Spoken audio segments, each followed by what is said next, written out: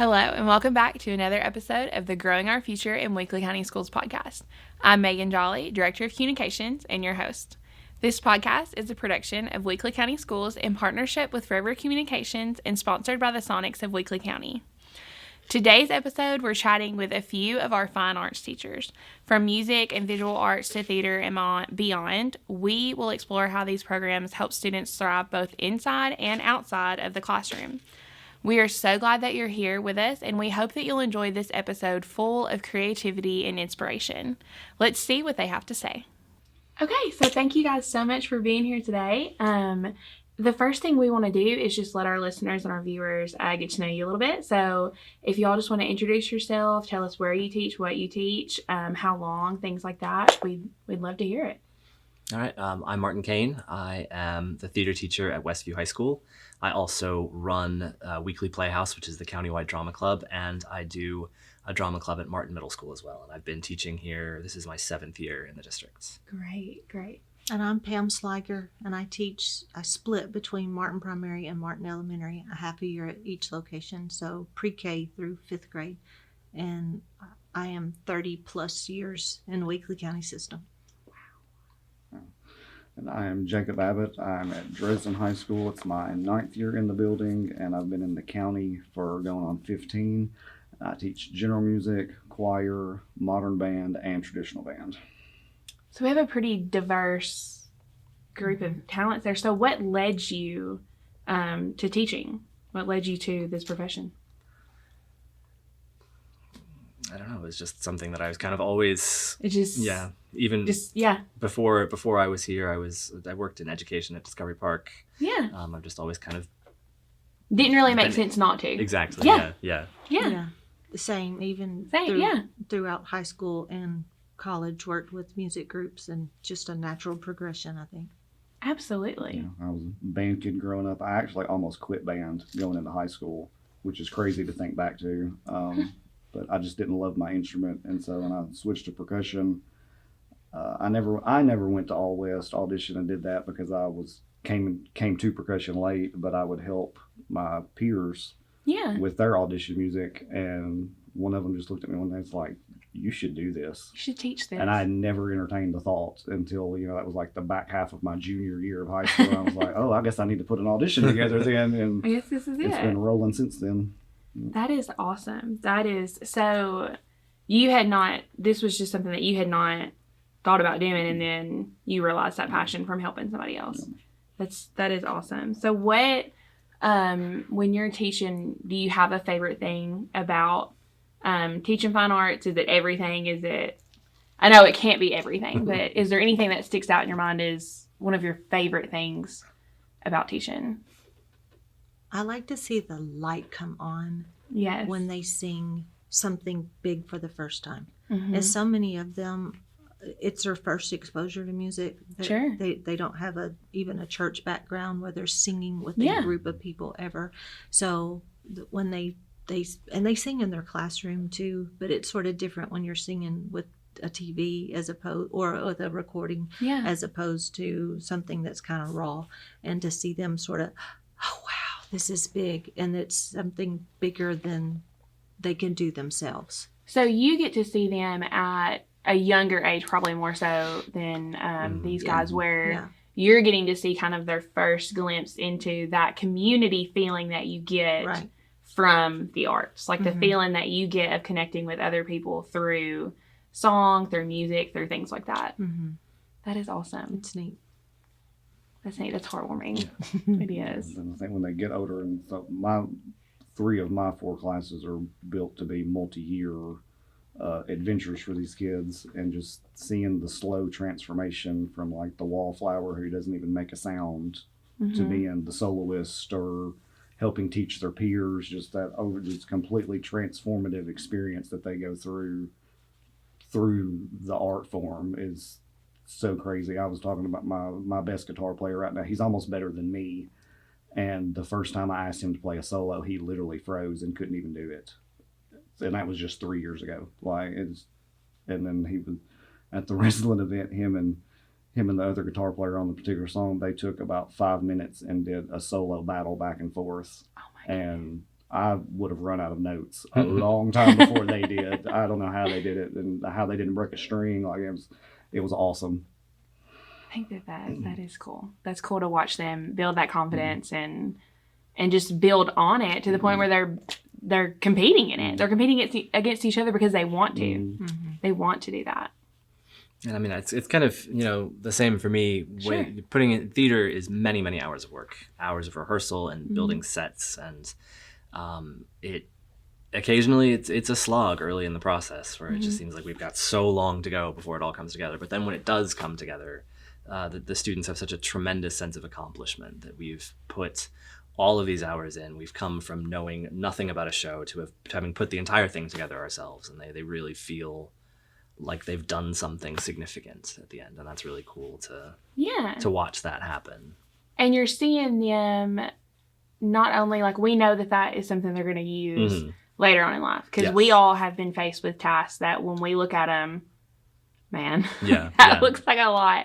And then, the more that you build on it and stuff like that, I think that is so cool to get them, if you ever get that hit, you ever get that feeling once, this is going to be really hard, but man, it's going to feel so good when I'm done with it. I make it after whatever the first performance for any group every school year, the freshmen or the first year kids, whatever age they are. I say, how you feel about the performance? Yeah. Oh, it was so much fun. I said, you've just gotten the biggest high you'll ever feel in your entire life. And you're going to be chasing it from this point on. Yes. You want the next one to be even better and the next one to be even better. It's time to go back to work.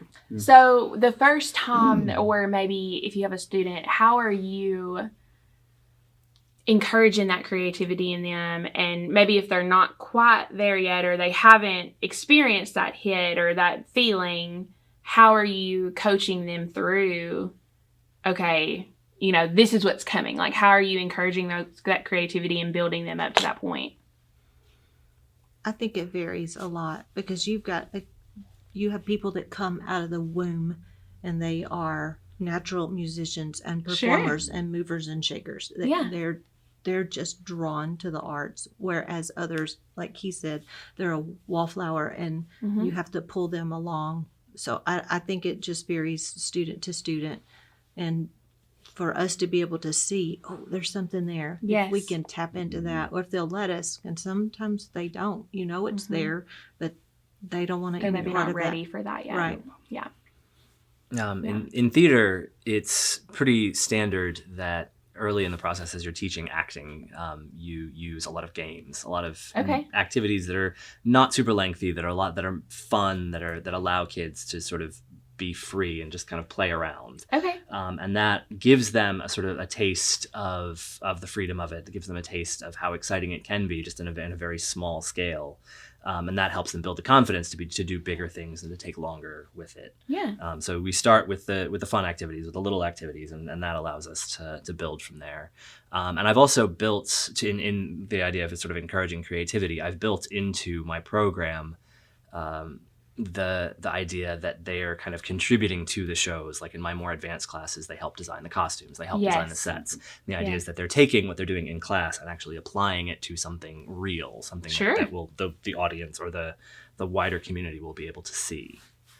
I think that is one place where we can start connecting them to things and helping them understand that there's a place for everyone. And I think that is one thing that the arts is so good for, is it helps us find our place.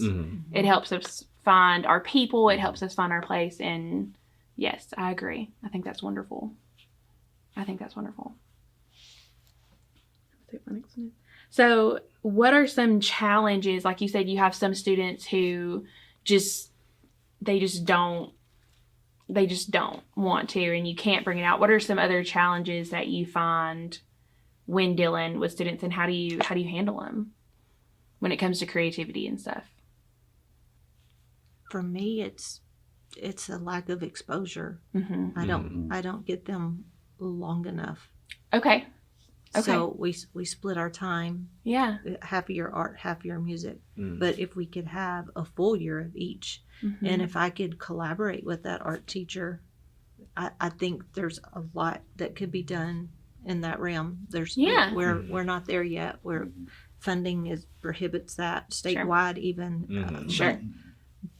But that's something that I wish we could improve on. But we see, in those things, how crucial more exposure could be for across their entire academics, building their confidence, helping them. I think that one thing that people don't always realize about the arts is that it teaches you to think about things a little bit differently. So if we can work on our thinking and our critical thinking and our problem solving, because there's a lot of that. And a lot of group work. A lot of group work, a lot of cannot collaborating. do this by myself. Exactly. I'm not able to produce these works without these other people. And my attention to them and them to me working together, it won't happen without it.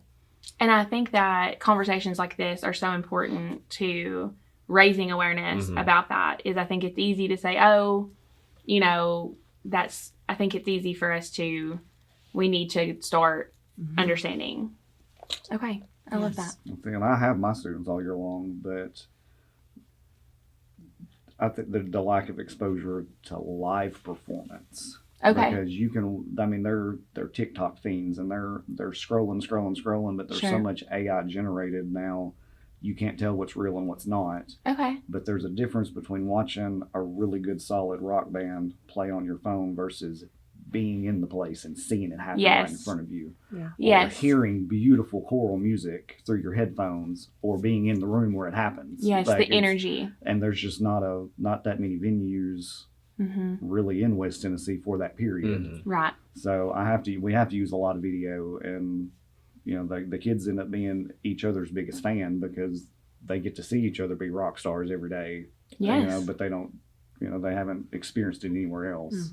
And I think the ways that you guys get creative in exposing them to those is wild, and it's so beneficial to them. Even if, like you said, just feeling the energy of your friend performing and feeling that understanding, like this is what we're looking for. This is how this can feel. I think that is so important to that overall experience. Well, an exposure to what's happening even outside of our bubble. Sure. I was thinking back to COVID, and during COVID days, I was encouraged, let's don't sing with them. Let's don't share germs by singing. Yeah. So I did a lot of video and a lot of music appreciation. So music from other cultures, music from around the world, music different families, and I was showing an organ and how an organ works and what is an organ and what does it sound like. And I had a clip of, I don't know, it was probably 3 or 4 minutes of someone playing a classical organ piece. And I thought, I'll just play 30, 45 seconds. But I started playing it and they were in it. And I just let the whole thing play, and it stopped. And I had a little one, probably first or second grade, and they went, "That was a real song. That's real music." And, I was like, "You're right. It is real music." Yeah. Because they were hearing something that they'd not been exposed to before. And I think sometimes, especially probably at the age that you're getting them at, we listen to music on the radio, but they may not be connecting the pieces of what is actually making up that music. And so that's got to be so rewarding for you to be able to say, okay, this is what this is. This is what this is. And to see that magic for them is so important. It is. It is so important. So through that, how have you seen, once that light bulb clicks, how have you seen them grow personally? Have you seen them grow academically? How have you seen them just flourish through that? Are there any stories or successes that you've specifically experienced? I mean, you definitely see there is connection between different classes. Like kids learn things in theater classes and apply them. Public speaking is an obvious one. Absolutely. I hear from the English teachers that the theater kids are the best at giving presentations and that sort of thing. Of course they are. And it is really, in theater, is a little bit of everything in a lot of ways, because yes. they work on construction and building sets. They work on the basics of art when they're painting the sets. They learn how to make clothes. There's some music. There's some dance. So there's everything is incorporated, and they get to take all of those skills and apply them to whatever else it is they're doing. And we have had a number of students go to pursue theater at the college level, which is fantastic. Yeah. But even those that don't, and most of them are not going to, they've learned many skills that they can apply in many areas of their lives that they take away with them. So I think that those are things that right now we're in such a digital age that the more that we can encourage connections between our kids is you can never go wrong with more getting them to understand how to talk to each other. When you're looking at jobs, like having an employee that can speak and that can present well and stuff like that, that's so needed. And I think that there's such a place where people who are kids that we've seen go through these programs, they know how to stand in front of a group and give a presentation, and they know how to, I'm working on a set design, but I need to talk to this person over here in costume. So how do we take some of those small connections for granted, but they are so key to building on for their future. Yeah. I think it's amazing. I push mine to be rounded all the way around, because they know if their grades in their other classes are suffering, the first thing that's going to happen is they're going to get pulled for me. So I was like, you're not just my guitar player or just my trumpet player or just a clarinet player. Like, you're a student. Sure. And you get to play music, but you've also got to take care of your business everywhere else too. And I model that for them also. They see me running around and putting out fires all the time. Like, I'm not just in front of you teaching all day long. Like, there's a lot of other responsibilities that fall under this umbrella that I'm doing. So modeling that discipline for them of like, hey, we love this, but we also have to make sure that we're taking care of these other things too. I think that's another thing that's so important that we have to, bring that awareness to. Is like, we want to make sure that you understand this is something your kids desperately need. And it's going to help them more than just fun and enjoy, but problem solving, critical thinking, and discipline, all of that is so crucial to our kids these days. Yes. It is. So just wrapping up real quick here, if there was one thing that you could share with the community about your departments, about your programs or anything like that, what would it be? It's kind of a tricky one to narrow it down to one thing. It can be more than one if it needs to be. Well, it's a core part of their education. Absolutely, It's yes. not just fluff. It is not just fluff. Absolutely. And there's a lot of correlation what we do that ties into language art skills and math skills and working both parts of their brain and left hand, right hand, cross the midline, developing reading skills, fluency. There's a lot that we do that is maybe hidden from your general public eye. A little bit more scientific than a lot of people probably realize. Yes. Yeah. Yeah. Lots of studies to support that too. Yes. Absolutely. Many. Yeah. Anything else? Just, the shameless plug. I would just like to encourage people in the community to come out and support these kids, because we've got a lot that we do. We have lots of performances. In April, we have the Arts Festival at Gleason School. That's April 5th. April 5th, yes, sir. And then the Drama Club is performing the musical Hadestown at Westview in May, the first 2 weekends of May. And we have just... I know, Jacob, you've got some stuff. I'll let you kind of plug yours as well. Monday, May 5th is the first ever Dresden High School showcase concert with all three major performing groups. Awesome. All happening in the same room. Money is nice. We'll never turn away money. But showing up for the kids Community and support. cheering them and giving them a big crowd to perform for, that feeling lasts a whole lot longer than a dollar will. Like... These kids deserve a crowd. Yes. And we in Weakley County, we have a lot of talent in sports and things like that. And we have a lot Yeah. of community support for that kind of thing. Sure. We have just as much talent in the arts. And So, these kids, as people are looking for where to find these performances, where can they find those? well, we've Do you have got, a Facebook or Instagram or anything like that? if you search for Weakley Playhouse on Facebook and Instagram, Okay. you'll find us. Okay. DHS Performing on Facebook and Instagram. Okay. And we'll make sure that we put those in the show notes and the post notes and everything else that way. As people hear about these amazing things and they want to come and see it in action, we'll give them plenty of opportunities to do that. So thank you guys so much for being here and for the work that you do for our kids and the just the impact that we know that you're making for them every day. Thank you. Yes, thank you. A message from the Sonic Department of Research and Deliciouspment. The best part of the Sonic Strawberry Mangonada Slush con Tajín is probably the sweet strawberry. Oh, the tangy mango. El Tajín. Okay, esto está difícil. Discover the Strawberry Mangonada Slush and many more flavors in the Sonic app. A message from the Sonic Department of Research and Deliciouspment. Did you know your new favorite burger has hand-smashed patties made to order, hot and melty cheese, and a tangy sauce? How rude of me. Let me introduce you. Try the Double Sonic Smasher and at a half price drink in the app. We hope today's episode has left you feeling inspired. As I'm sure you gathered, our district places an emphasis on supporting these programs because we believe they are more crucial than ever to our kids. Follow us on Facebook to see tons of opportunities to support these kids participating in these programs and to enjoy the work that they put into them. If you loved today's episode, don't forget to subscribe, leave us a review, and share. Remember, you can catch us on demand on Google Podcast, Apple, Spotify, YouTube, or wherever you get your favorite podcasts. Thank you again for being here, and we'll see you next time.